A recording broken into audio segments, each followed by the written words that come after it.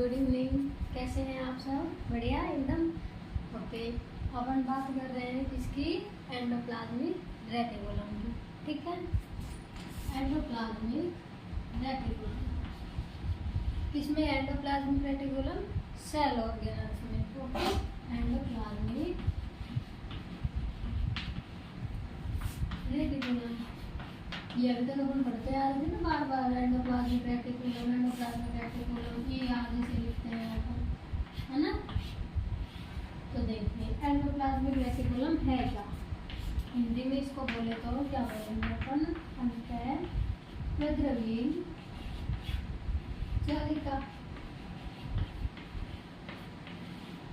Okay, अंतःप्रद्रवी जालिका। ठीक है, सबसे पहली बात वही अपनी क्या डिस्कवर किसने किया?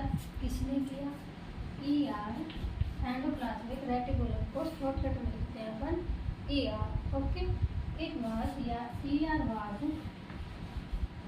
Discovered by Porter. ER discovered by porter.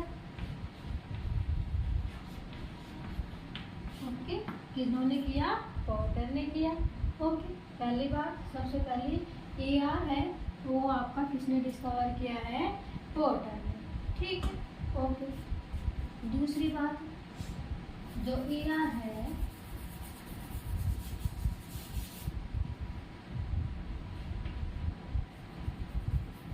दूसरी बात क्या है? जो आपका ER है वो सबसे पहली बात तो क्या है कि डिस्कवर किसने किया? एंडोप्लाज्मिक रेटिकुलम को किसने डिस्कवर किया? आपके पोर्टर ने डिस्कवर किया। ठीक, किसने डिस्कवर किया? पोर्टर ने। ये याद मैं बार बार इसीलिए बोल रही हूँ ताकि आपको बोलते बोलते दिमाग में फिट हो जाए कि किसने डिस्कवर किया है? पोर्टर ने। ठीक है, लेकिन ये ER है, ये वैसे तो सभी में पाया जाता है, लेकिन एक्सेप्टेड ओनली किसके अलावा? एक तो आपकी प्रोकैरियोटिक सेल्स के अलावा, प्रोकैरियोटिक सेल्स या प्रोकैरियोटिक कोशिका के अलावा, एंड RBC ओ मेमल्स। जो मेमल्स के अंदर RBC पाई जाती हैं उनमें, और प्रोकैरियोटिक सेल के अलावा सभी सेल्स में ER आपका पाया जाता है। इनके अलावा ER सभी में पाया जाता है। ठीक है, ये पूछ सकते हैं कि किसमें ER नहीं पाया जाता? तो प्रोकैरियोटिक सेल और RBC ऑफ मेमल्स। RBC आपको पता है, रेड ब्लड सेल। ठीक है, लाल रक्त कणिका। ठीक है, या सॉरी लाल रक्त कोशिका। ठीक है, ओके जी। फिर आपका जो ER है अपन इसको कितने पार्ट में डिवाइड करते हैं? 2 पार्ट में। ER है 2 पार्ट। ओके, कौन कौन से हैं? नंबर 1, जैसे कि अपन पढ़ते आ रहे हैं, RER, SER। ठीक है, ER का मतलब एंडोप्लाज्मिक रेटिकुलम, R का मतलब रफ या खुरदरा जिसे बोल सकते हैं अपन, S का मतलब स्मूथ। ओके, इनकी बात करते हैं फिर। और एक लाइन और कि जो आपके ER है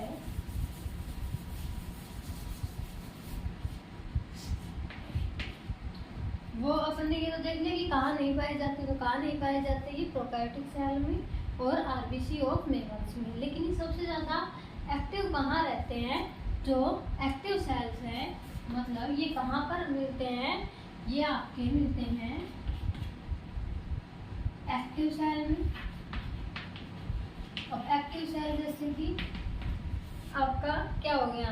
लीवर और पैनक्रियास। Liver and pancreas. तो ये ज़्यादा कहाँ डेवलप होते हैं? ER more than develop active cell liver and pancreas. Liver, यकृत और अग्नाशय। ये दो जगह ये ज़्यादा डेवलप होते हैं। कहाँ नहीं पाए जाते? प्रोकैरियोटिक सेल में और आरबीसी में, मैमल्स की आरबीसी में। और कहाँ ज़्यादा सक्रिय रूप से पाए जाते हैं? आपके लीवर में और पैनक्रियाज में। ओके,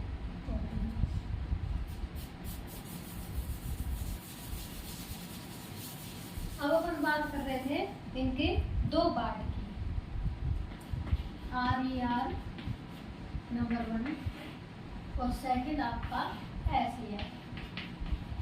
ठीक है, अब RER को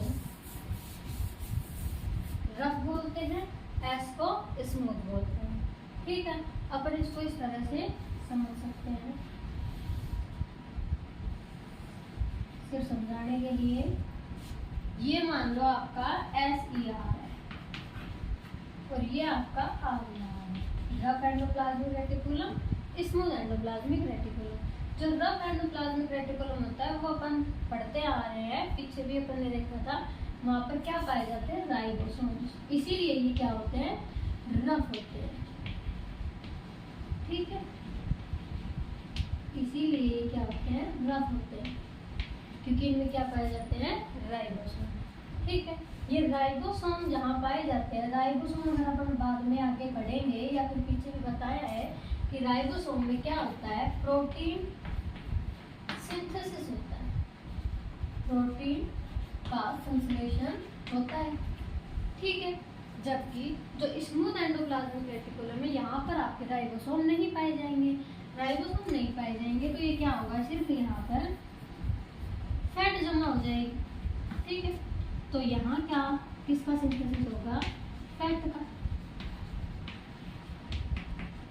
फैट सिंथेसिस और प्रोटीन सिंथेसिस। तो एक तरीके से कि जो एंडोप्लाज्मिक रेटिकुलम है, इसको अगर अपन फंक्शन देखते हैं तो पहला फंक्शन तो क्या आ जाता है कि प्रोटीन और फैट को सिंथेसिस करने का काम करते हैं। ठीक है, दूसरी बात ये आती है कि जो आपका ER होता है ये क्या करता है? ये आपका मैकेनिकल जो सपोर्ट है उसमें भी हेल्प करता है। किसमें करता है? मैकेनिकल जो सपोर्ट है सेल की, उसके अंदर।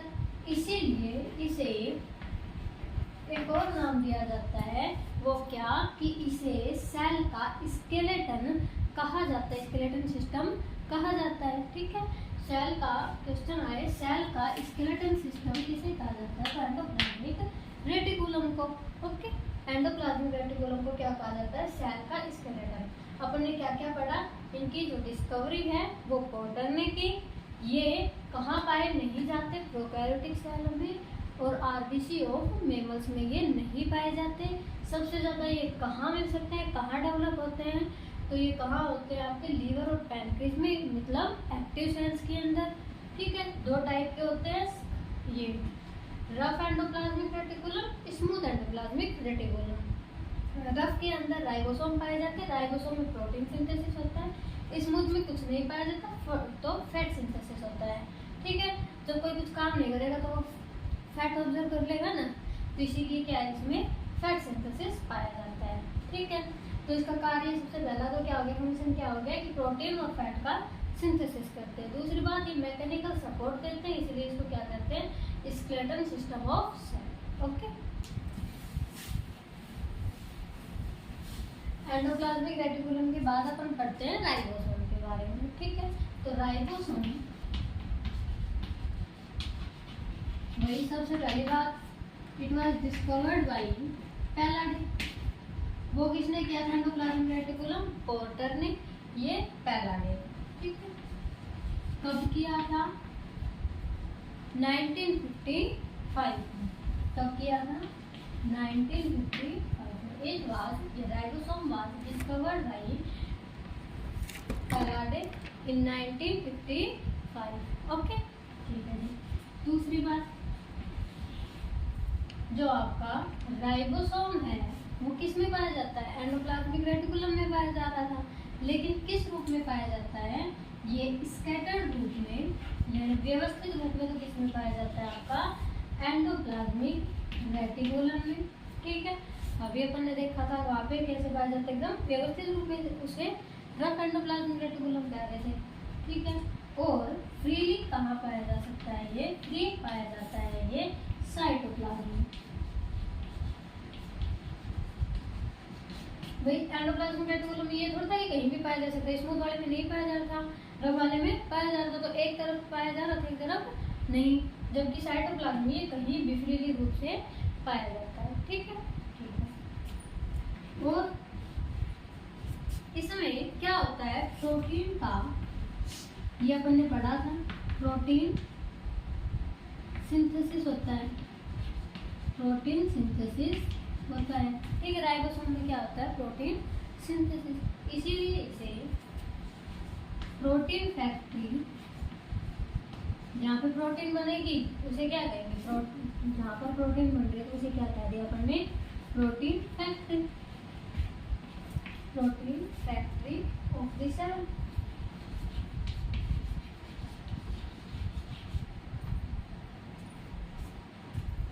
ओके, ये 3 बातें होगी अपनी। पहली बात, इसने डिस्कवर किया पहला डे में 1955 में, ये स्कैटर ग्रुप सीरीज में पाया जा सकता है एंडोप्लाज्मिक रेटिकुलम में, फ्रीली रूप से साइटोप्लाज्म में, और प्रोटीन सिंथेसिस है वो इसके अंदर पाया जाता है, इसलिए इसे क्या कहते हैं, प्रोटीन फैक्ट्री ऑफ सेल। ठीक है,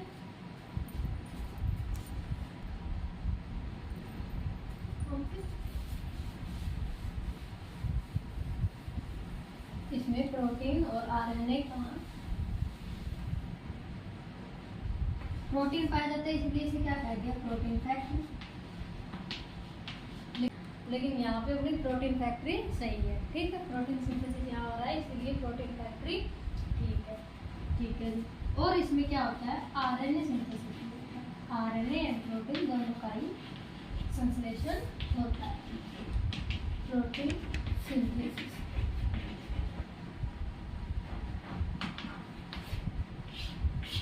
ठीक है, ओके। अब अपन बात करते हैं इसके टाइप के। अपन ने राइबोसोम के टाइप पहले देखे थे, कितने टाइप के थे, इट हैज 2 टाइप्स,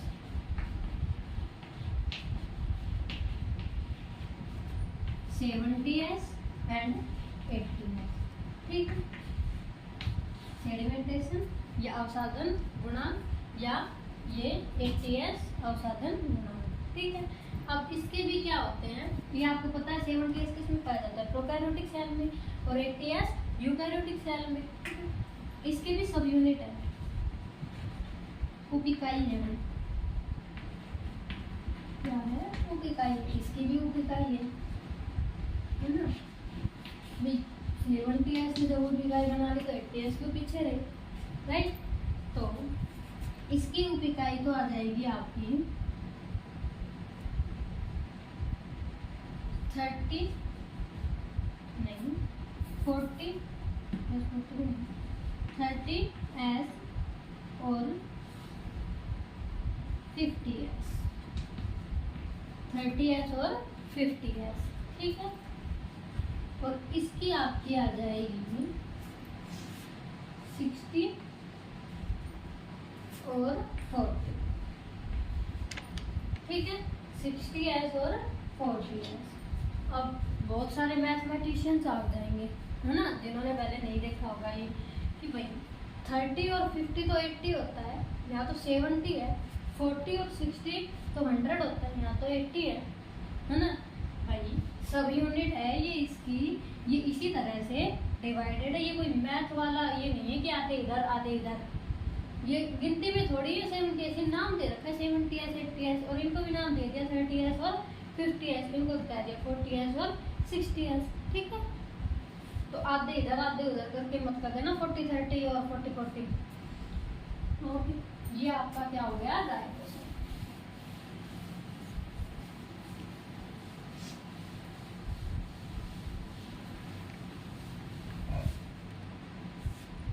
ओके, आज के लिए बहुत है।